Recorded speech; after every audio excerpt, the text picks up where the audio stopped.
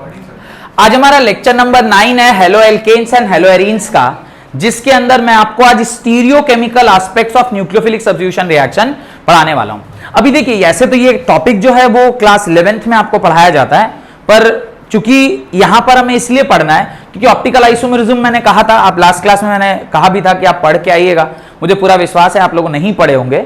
SN2 reactions में क्या होता है, SN2 रिएक्शन में क्या होता है, there is inversion of configuration, और जहां कहीं भी इन्वर्जन ऑफ कॉन्फ़िगरेशन होता है वहां पे कोई भी सब्सटेंस ऑप्टिकली एक्टिव हो सकता है। ऑप्टिकली एक्टिव का पहले मतलब समझते हैं, उसको भी समझने के लिए पहले कॉन्सेप्ट समझते हैं, that is chiral. Chiral carbon किसे कहते हैं? What is a chiral carbon? ऐसा कोई कार्बन जिसके अंदर कार्बन पे 4 अलग अलग ग्रुप लगे हों, ऐसा कोई कार्बन जिस पे 4 अलग अलग ग्रुप लगे हो, that is called as chiral carbon. इसको आप कायरल तभी कहोगे जब ये 4 अलग अलग ग्रुप है, यहां पर A लगा हुआ है, यहां B लगा हुआ है, यहां C लगा है और यहां पर X इसलिए बोल रहा हूं क्योंकि ये चैप्टर हम लोग क्या पढ़ रहे हैं, halo alkanes and halo arenes, इसलिए इसको मैं क्या बोल रहा हूं, X बोल रहा हूं। तो ये जो कायरल कार्बन है इसके अंदर चारों ग्रुप क्या होने चाहिए, अलग अलग होने चाहिए। ऐसा कार्बन जब कभी भी आपके पर्टिकुलर रिएक्शन में प्रोड्यूस हो जाए या पर्टिकुलर रिएक्शन में आपको देखने को मिल जाए तो वो ऑप्टिकल आइसोमेरिज्म शो करता है। ऑप्टिकल आइसोमेरिज्म क्या है, उसको कैसे समझते हैं वो समझिए। पहले आपको मैं एक छोटा सा एग्जांपल देता हूं जहां से आपको समझ में आएगा व्हाट इज ऑप्टिकल आइसोमेरिज्म। आपने ग्लूकोज का नाम सुना होगा या मेरे मुंह से भी ऐसे सुना होगा कि क्यों हम लोग ग्लूकोज डी क्यों पीते हैं, एल क्यों नहीं पीते, ऐसा सुना है कभी? या मैंने ये नहीं बोला होगा, ये बोला होगा ग्लूकोन डी क्यों पीते हैं, ग्लूकोज डी ही क्यों पीते हैं। तो कई बार ऐसे बायोलॉजी के स्टूडेंट को तो पता होना चाहिए क्योंकि आप लोग बायोमोलिक्यूल क्लास 11th में पढ़ लिए होते हैं, तो आप लोगों को पता होगा कि why we drink glucose D और कोई दूसरा ड्रिंक क्यों नहीं ले रहे हैं। आपने ग्लूकोज पिया है ना, ग्लूकोज जो हम लोग जब एनर्जी लॉस कर लेते हैं ज्यादा तो तुरंत इंस्टेंट एनर्जी के लिए एक सॉल्यूशन लेते हैं, दैट इज ग्लूकोज डी। उसमें कई बार ऑरेंज फ्लेवर वगैरह डाल के भी मिलता है एक डब्बे में, तो आप देखेंगे वहां पे ग्लूकोज डी लिखा रहता है। ग्लूकोज डी का क्या मतलब है, तो उसको समझने के लिए ग्लूकोज डी, तो कई लोग ऐसा बोलते हैं कि उसमें विटामिन डी की मात्रा रहती होगी इसलिए इसको क्या बोल देते हैं, ग्लूकोज डी बोल देते हैं। ऐसा नहीं है, glucose D, D and L they are the 2 forms of particular optical isomers. Optical isomer के 2 फॉर्म होते हैं, एक होता है डी फॉर्म और एक होता है एल फॉर्म। एल फॉर्म हमारे शरीर में एडजस्ट नहीं होता। ये कैसे एडजस्ट नहीं होता, शायद मैंने कभी आपको लॉक एंड की स्ट्रक्चर बताया होगा। क्या होता है, या इस प्रकार का सपोज करिए आपके शरीर में कोई एक स्ट्रक्चर है जो रिसिपेंट है, ये इस तरह का रिसिपेंट है, और जो डी है वो डी फॉर्म जो है वो इस तरह का स्ट्रक्चर रखता है। ठीक है, सपोज करिए ये आपका रिसिपेंट है जो एनर्जी रिसीव कर रहा होगा, आपके सेल में इस तरह का स्ट्रक्चर सा पाया जाता है, और मान लीजिए एल फॉर्म जो है ठीक इसका उल्टा है। इसका उल्टा मतलब वो ऐसा शेप का है। अब ई अगर मान लीजिए यहां पर घूम रहा है, ये अगर मान लीजिए यहां पर घूम रहा है, इस रिसेप्टिव साइट के ऊपर मान लीजिए ऐसा घूम रहा है, ऐसे करके घूम रहा है, रिसेप्टिव साइट के ऊपर अगर ये ऐसा करके घूम रहा होगा तो क्या ये इसको रिसीव कर पाएगा? नहीं रिसीव कर पाएगा। क्यों नहीं रिसीव कर पाएगा? क्योंकि ये फॉर्म यहां पर सेट नहीं होगा, और अगर ये फॉर्म यहां सेट नहीं हुआ तो ये आगे बढ़ जाएगा, अपना नेक्स्ट साइड देखेगा। जब पूरे बॉडी में उसको ऐसा कोई भी साइड नहीं मिला जहां वो सेट हो जाए तो यूरिन के माध्यम से हमारे शरीर से क्या हो जाता है, बाहर निकल जाता है। तो ऐसा फॉर्म जो हमारे शरीर में सेट नहीं होगा वो कौन सा फॉर्म है, एल फॉर्म है, और जो शरीर में सेट हो जाएगा वो कौन सा फॉर्म है, डी फॉर्म है। इसलिए हम ग्लूकोज डी पीते हैं, ना कि डी में उसमें विटामिन डी युक्त उसमें ग्लूकोज है इसलिए उसको हम पीते हैं। D form of glucose is suitable to us, जो हमारे शरीर में आसानी से क्या हो सकता है, डाइजेस्ट किया जा सकता है, इसलिए उसको ग्लूकोज डी बोलते हैं। ये बात समझ में आ गई। अब ये जो डी और एल फॉर्म है ये हमें पता कैसे चलेगा कि कौन सा डी फॉर्म होता है और कौन सा एल फॉर्म होता है? तो उसको पता करने के लिए आपको ये समझना होगा कि what is plane polarized light and optical activity. तो आप पहले लिखना स्टार्ट करिए। SN2 reaction proceeds with a complete stereochemical inversion. SN2 reaction proceeds with the complete stereochemical inversion, while SN1 reaction proceeds with racemization. While SN1 reaction proceeds with racemization, RACEMISATION. SN2 reaction proceeds with complete stereochemical inversion, and SN1 reaction proceeds with रेसेमाइजेशन, और रेसेमाइजेशन से एक नया word develop होकर आता है, उसको बोलते हैं रेसैमिक मिक्सचर, रेसैमिक मिक्सचर। तो अब ये सारे वर्ड जो हैं वैसे तो क्लास 12th में आप लोगों को, सॉरी 11th में आप लोगों को पढ़ा रहना चाहिए था, पर चूंकि मुझे लग रहा है शायद नहीं पता है आप लोगों को, इसलिए मैं यहां पर इसे कवर करा दूंगा। To understand this concept, full stop देके लिखिए, to understand this concept racemic mixture किसे कहते हैं, स्टीरियोकेमिकल आइसोमर्स क्या होते हैं, इन सारी बातों को समझने के लिए we need to understand the basic stereochemical principles, right. We need to understand the basic stereochemical principle and notations. तो स्टीरियोकेमिकल प्रिंसिपल्स एंड नोटेशंस को हमको क्या करना पड़ेगा, समझना पड़ेगा। What is that stereochemical notations, वो डी फॉर्म है कि एल फॉर्म है, डी फॉर्म किसे कहते हैं, एल फॉर्म किसे कहते हैं, ये सारा नोटेशन और स्टीरियोकेमिकल प्रिंसिपल्स हमको क्या करना पड़ेगा, समझना पड़ेगा। उसे समझने के लिए सबसे पहला जो कॉन्सेप्ट है that is plane polarized light and optical activity, right. Heading डालिए, subheading, plane polarized light and optical activity. What do you mean by plane polarized light, plane polarized light किसे कहते हैं, ध्यान से देखिएगा तो समझ में आएगा। ये कॉन्सेप्ट समझ में आया ना, दो फॉर्म होता है, एक फॉर्म अपने को एक्सेप्टेबल है, एक फॉर्म एक्सेप्टेबल नहीं है, इसलिए हम लोग ग्लूकोज डी लेते हैं, ग्लूकोज एल नहीं पी सकते। कायरल कार्बन का कॉन्सेप्ट भी समझाऊंगा और रेसैमिक मिक्सचर किसे कहते हैं ये भी मैं आपको समझाऊंगा। सबसे पहले आप देखिए what is plane polarized light. वैसे तो प्लेन पोलराइज्ड लाइट वापस से एक बार और इसी साल पढ़ना है ऑप्टिकल आइसोमरिज्म में। जब आप इसी साल 12th क्लास के फिजिक्स में ऑप्टिकल आइसोमरिज्म पढ़ रहे होंगे, वहां पे मैं आपको प्लेन पोलराइज्ड लाइट कैसे बनाया जाता है ये मैं आपको फिर से पढ़ाऊंगा। अभी भी कोशिश करते हैं उसको समझने का। पहले आप प्लेन पोलराइज्ड लाइट को क्या होता है वो समझिए। एक जनरल जो लाइट होती है, एक जनरल जो लाइट होती है उसमें हर तरह का प्लेन प्रेजेंट होता है। हर तरह का प्लेन मतलब ये इस तरह से उसमें काफी सारे प्लेन्स प्रेजेंट हैं। इसको बोलेंगे अनपोलराइज्ड लाइट। इसको क्या बोलेंगे, अनपोलराइज्ड लाइट। जो लाइट हमें मिल रहा है ये क्या है, अनपोलराइज्ड लाइट है, ये हर दिशा में जा रहा है, इसलिए इसको अनपोलराइज्ड लाइट बोलते हैं। अनपोलराइज्ड लाइट को हमारा काम होता है मैं उसको किसे कन्वर्ट करूं, पोलराइज्ड लाइट में कन्वर्ट करूं। अनपोलराइज्ड लाइट को पोलराइज्ड लाइट में कन्वर्ट करने के लिए we require a Nicol prism. आप एक निकोल प्रिज्म से इसको क्या करते हैं, पास करते हैं। जो लोग 11th क्लास मेरे से पढ़े हैं उनको थोड़ा थोड़ा याद आ रहा होगा किस तरह मैंने इसे लाइट से पास कराया था, और पास कराते ही उस तरफ जो हमें मिल रहा था वो क्या मिल रहा था, प्लेन पोलराइज्ड लाइट मिल रहा था। तो हम लोग क्या करेंगे, इसको एक निकोल प्रिज्म से क्रॉस कराएंगे। एक इसको निकोल प्रिज्म से आप क्या कीजिएगा, क्रॉस कराइएगा। This is called as Nicol prism. ये निकोल प्रिज्म है, इससे आप इसे क्या कराइएगा, क्रॉस कराइएगा। जब इस लाइट को आप निकोल प्रिज्म से क्रॉस कराइएगा तो दूसरी साइड जो लाइट मिलता है वो प्लेन पोलराइज्ड रहता है। वो क्या होता है, प्लेन पोलराइज्ड। यानी जितने सारे प्लेन थे उसमें से सिर्फ एक ही प्लेन को मैंने क्या कर दिया, पास कराया। इसको मैं क्या एग्जांपल से समझाता हूं वो थोड़ा ध्यान से देखिएगा। आपने देखा होगा गुल्लक, गुल्लक मतलब जिसमें हम ना वो डालते हैं, सिक्का डालते हैं। अभी देखिए सिक्का डालने वाला जो गुल्लक होता है उसके ऊपर जो ओपनिंग रहता है, अभी सिक्का में को उसके अंदर डालना है। What should be the orientation of sikka, that should be exactly matching this. अगर वो उसके ऊपर ऐसा मैच नहीं कर रहा होगा सिक्का, आप अगर ऐसे डाल रहे होंगे जाएगा, ठीक है। ऐसे ही समझिए कि ये जो निकोल प्रिज्म है वही सिक्का डालने वाला जगह है। आप क्या कर रहे हैं, यहां से बहुत सारे लाइट, एवरी प्लेन वाले लाइट को आप यहां से क्रॉस करा रहे हैं। जैसे आप यहां से एवरी प्लेन वाले लाइट को क्रॉस कराएंगे, एक ऐसा प्लेन भी होगा, एक ऐसा प्लेन भी होगा, एक ऐसा प्लेन भी होगा, एक ऐसा प्लेन भी होगा। बहुत सारे लाइट को आप इस तरफ से उस तरफ क्या कर रहे होंगे, क्रॉस करा रहे होंगे। वही वाला लाइट क्रॉस करेगा उस तरफ, वही वाला लाइट क्रॉस करेगा उस तरफ जो उसके अक्रॉस अलाइन होगा। तो आप एक अनपोलराइज्ड लाइट को इसके बाद जो मिल रहा होगा वहां पे सिर्फ क्या मिल रहा होगा, ऐसे ही वाला लाइट मिलते जा रहा होगा। बाकी सारा लाइट इधर ही रुक गया होगा, इसके जितना भी इधर वाला लाइट होगा सब क्या होगा, रुक जाएगा। सिर्फ वही वाला लाइट उस तरफ क्या हो गया होगा, क्रॉस हो गया होगा।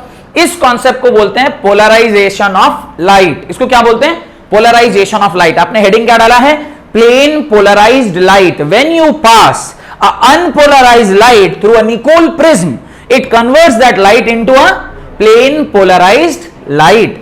इस तरीके से आप एक अनपोलराइज्ड लाइट को किसमें कन्वर्ट कर लेते हैं, प्लेन पोलराइज्ड लाइट को कन्वर्ट करते हैं। दिस इज अनपोलराइज्ड लाइट ये अनपोलराइज्ड लाइट है and this is plane polarized light, plane polarized light. अब आप कहेंगे सर ये सब हम लोग पढ़ के क्या करेंगे, अनपोलराइज्ड लाइट और प्लेन पोलराइज्ड ये सब जान के क्या करेंगे। होता यह है कि अब जब आप इस प्लेन पोलराइज्ड लाइट को वापस से एक दूसरे प्रिज्म से क्रॉस कराइएगा, तब इसकी दो टेंडेंसी होती है डिपेंडिंग अपॉन कि किस सॉल्यूशन से आपने इसको क्रॉस किया है। इसकी दो टेंडेंसी होती है कि आपने इसको किस सॉल्यूशन से क्या किया है, क्रॉस किया है। सॉल्यूशन क्या हो सकता है, सॉल्यूशन ग्लूकोज हो सकता है, सॉल्यूशन क्या हो सकता है, सॉल्यूशन कोई भी ऐसी चीज जो आप केमिस्ट्री में पढ़ते हैं। अब जब आप इसने लाइट को आप उस सॉल्यूशन से क्रॉस कराएंगे तो उसमें दो तीन टेंडेंसी होगी, एक बिना डोले माले निकल गया, एक राइट साइड टर्न किया, दूसरा लेफ्ट साइड टर्न किया। अगर राइट साइड टर्न किया तो उसको डेक्स्ट्रो रोटेटरी बोलते हैं, लेफ्ट साइड टर्न किया तो लीवो रोटेटरी। लेफ्ट साइड और राइट साइड का मैंने याद करा, लेफ्ट माने लीवो, लेफ्ट माने एल से दोनों होता है। तो लेफ्ट साइड किया तो लीवो रोटेटरी, राइट साइड किया तो डेक्स्ट्रो रोटेटरी। वो डेक्स्ट्रो रोटेटरी होगा तो डी फॉर्म होगा और लीवो रोटेटरी होगा तो एल फॉर्म होगा। तो ऐसे दो फॉर्म्स ऑफ ऑप्टिकल आइसोमरिज्म हमने तो देखने को मिलता है। कई बार क्या होता है कि जो सॉल्यूशन है उसके अंदर जब आप प्लेन पोलराइज्ड लाइट को पास कर रहे हैं तो 50% आपको डी फॉर्म मिला, 50% आपको एल फॉर्म मिला, तो उसको बोलते हैं रेसामिक मिक्सचर, जहां पे दोनों मिल गया।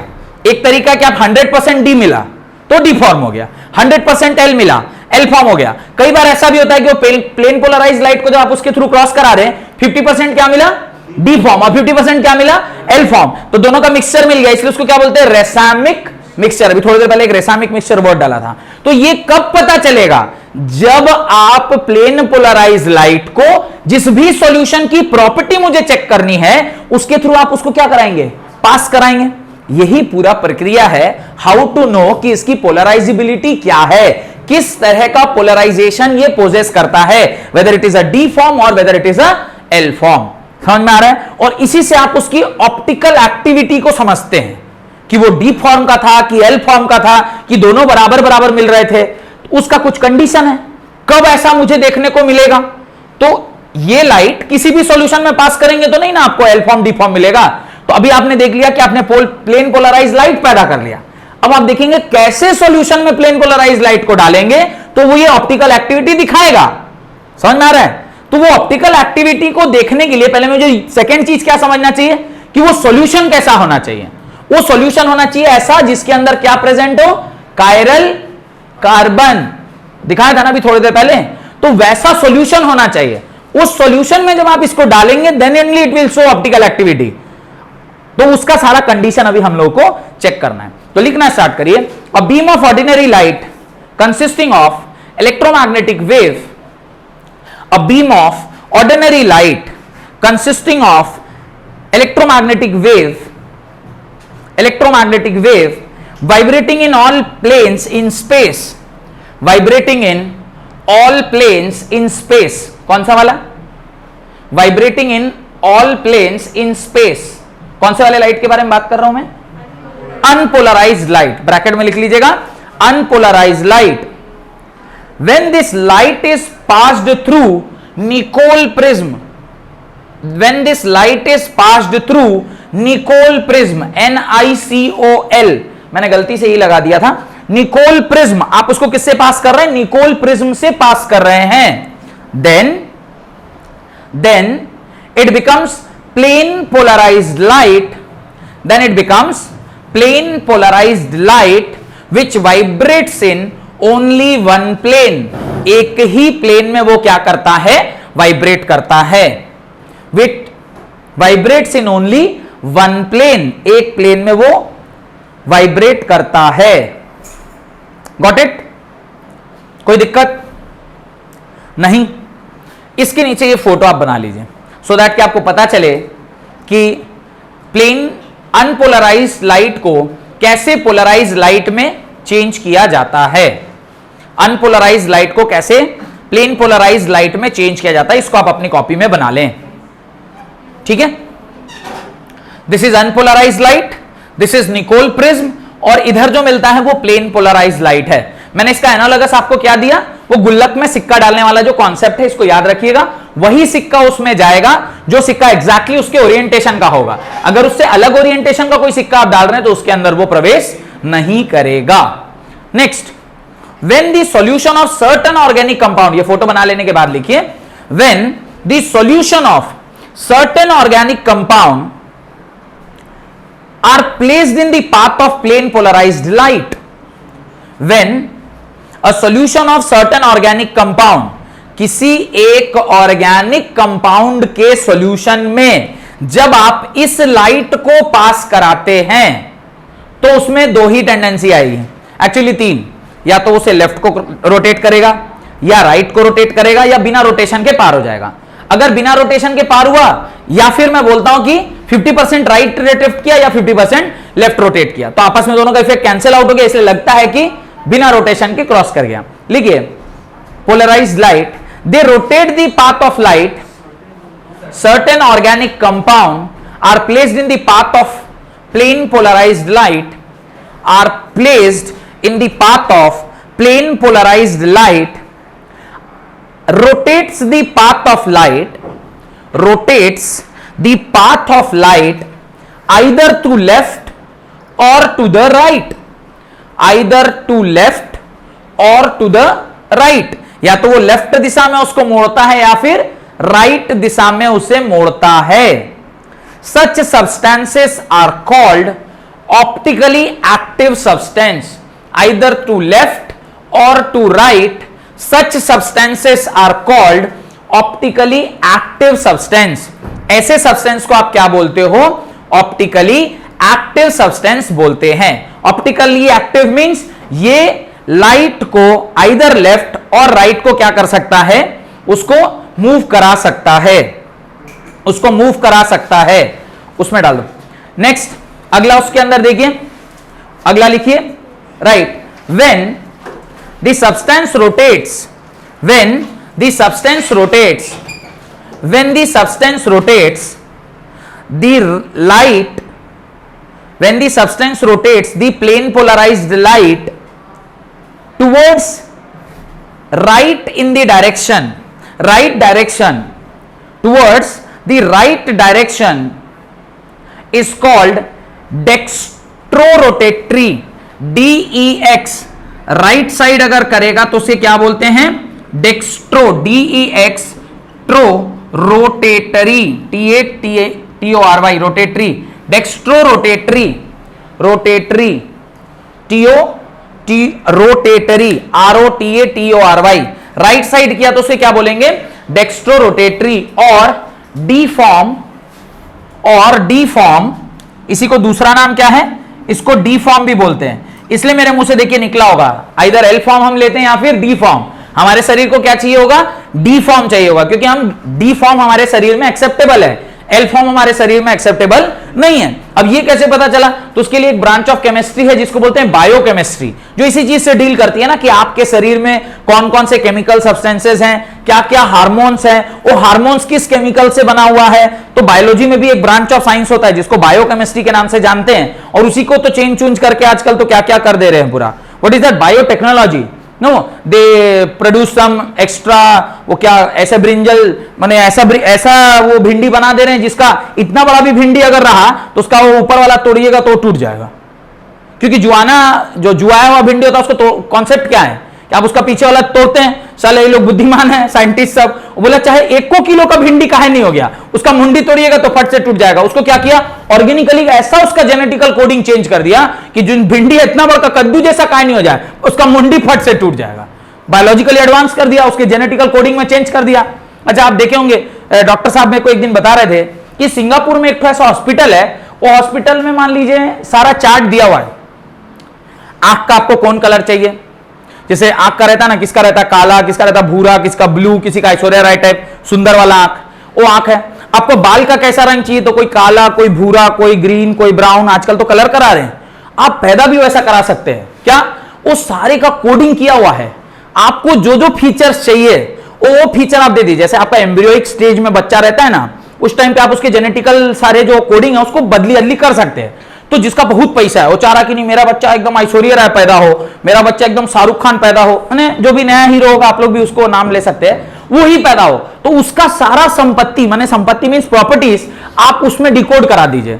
वो biologically it can be done, वो सब कोडिंग, वो चार्ट तो वो रहता है ए सी टी बी क्या जी, उसके कोडिंग को बदल दिया। आपको हाइट चाहिए, मेरा बच्चा 6 फीट का हो, इवन इफ पापा मम्मी बंठा बंठा है, पर बच्चा आप चाहिए कि मेरा बच्चा 6 फीट का हो, संभव है। You have to change the coding.